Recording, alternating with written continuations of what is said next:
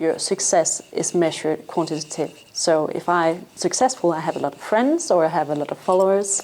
But I think the new trend will move us towards value web again. So it's not so important how many followers I have. It's more important that the followers I actually have, they bring value to me and I bring value to them. You still have the factor that if you are successful, you have a lot of connections.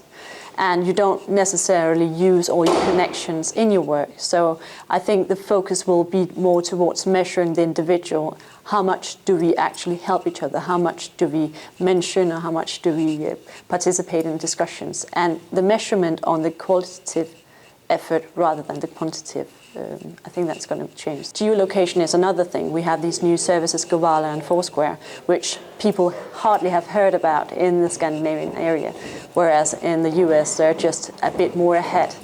So they will come first and jump on technologies and new communities, and a year or two after we'll come along that stream. So it's quite easy to stand on this side of the Atlantic and see what's going on over there, and is it working, and we can actually benefit from the cases they already established when it comes to us. I think we'll see the ones we know for a while yet, but we can see Foursquare is a new service that's rising, and it's another technology. So I think we're going to use these communities in a combination for what they're good at. So we'll have Flickr for our pictures, and Foursquare for our geolocation, Facebook for entertainment and social relation, and Twitter for the thematic discussion. So I think we're going to use the different services for what they were intended.